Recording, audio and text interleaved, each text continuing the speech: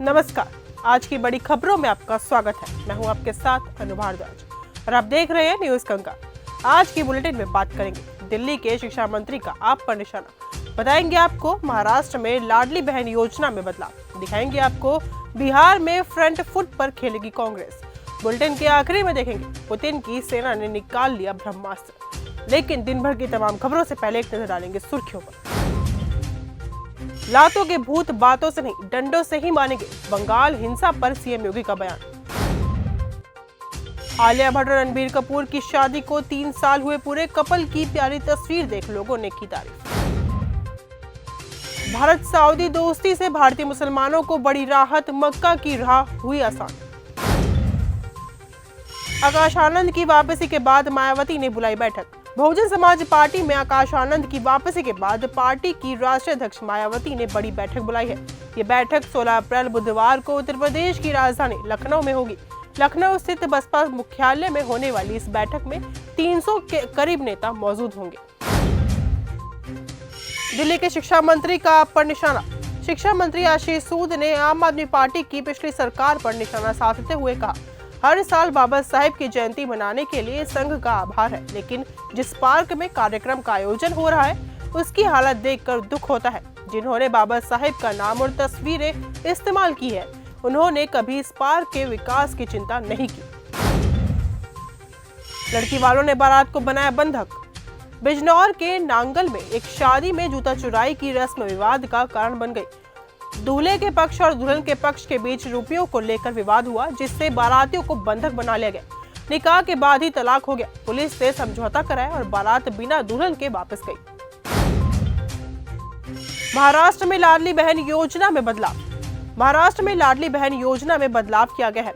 8 लाख महिलाओं को 1500 रुपए की बजाय सिर्फ 500 रुपए मिलेंगे। दरअसल इस स्कीम के मुताबिक 500 रुपए सिर्फ उन्हीं महिलाओं को दिए जाएंगे जो किसी और स्कीम के साथ नहीं जुड़ी है।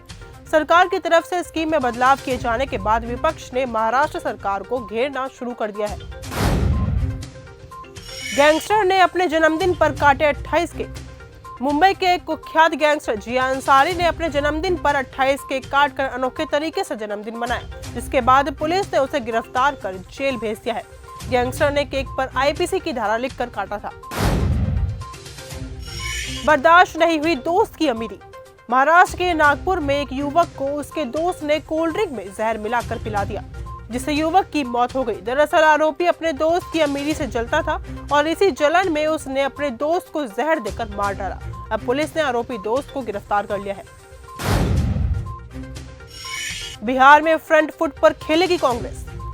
कांग्रेस ने तेजस्वी यादव को दिल्ली बुलाकर बिहार में अपनी अगुवाई साफ कर दी है। राहुल गांधी और तेजस्वी की मुलाकात के बाद सीएम चेहरे पर अनिश्चितता छा गई है। आरजेडी पहले सीएम फेस पर तेजस्वी की बात कर रही थी, लेकिन अब उसके बोल अलग है। बीजेपी और आरजेडी ने इस पर तंज कसा है। सुलझ गई सिर कटे लाश की गुत्थी।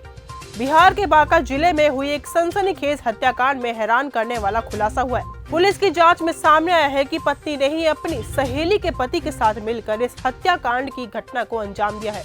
इसके बदले महिला ने सहेली के पति को सुपारी के 35,000 रुपए भी दिए थे। बंगाल हिंसा पर सीएम योगी का बड़ा बयान। सीएम योगी ने कहा कि लातों के भूत बातों से नहीं डंडों से ही मानेंगे। उन्होंने मुख्यमंत्री ममता बनर्जी पर निशाना साधा। योगी आदित्यनाथ ने कहा कि बंगाल जल रहा है, वहां की मुख्यमंत्री चुप है। उन्होंने सेक्युलरिज्म के नाम पर दंगाइयों को खुली छूट दे दी है। अंबेडकर को माना साक्षी और घर से भागकर की शादी। बिहार के भागलपुर में एक प्रेमी जोड़े ने बाबा साहेब भीमराव अंबेडकर की तस्वीर के सामने शादी करके सबको चौंका दिया है। परिवार की मर्जी के खिलाफ भागकर शादी करने वाले इस जोड़े ने बाबा साहेब को साक्षी मानकर 7 फेरे लिए। यह घटना सोशल मीडिया पर काफी वायरल हो रहा है।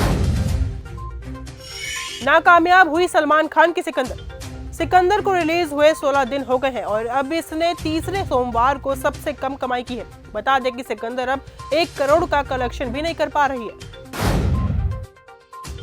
दिव्यंका त्रिपाठी को हुआ डेंगू।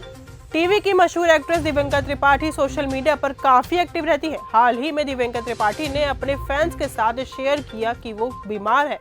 उनकी इस हेल्थ अपडेट के बाद दिव्यंका के फैंस उनके लिए काफी चिंतित और परेशान है। अक्षय कुमार की केसरी चैप्टर 2 होगी सुपरहिट। बस कुछ ही दिन और अक्षय कुमार फिर से लौटने की तैयारी कर रहे हैं। इस बार मामला थोड़ा बेहतर है क्योंकि जिस फिल्म में वो नजर आ रहे हैं उसमें रोल बेहद दमदार होने वाला है। उनकी केसरी चैप्टर 2 18 अप्रैल को आने वाली है, जिनके लिए पूरी टीम प्रमोशन पर लगी हुई है।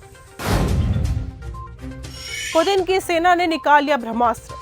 रूस ने यूक्रेन पर हमले के लिए अपनी पुरानी इस्कंदर M मिसाइल का इस्तेमाल किया है। यह मिसाइल 1000 किलोमीटर तक मार कर सकती है और INF संधि का उल्लंघन करती है। इस मिसाइल की बढ़ी हुई रेंज और सटीकता पश्चिमी देशों के लिए बड़ी चिंता का विषय है। रूस द्वारा इस मिसाइल के पुनर्निर्माण से वैश्विक तनाव बढ़ा हुआ है। कुवैत और इराक में भीषण धूल भरी आंधी। कुवैत और दक्षिणी इराक में भीषण धूल भरी आंधी ने तबाही मचा दी है, जिससे कई क्षेत्रों में यातायात और उड़ानें बाधित हो गई हैं।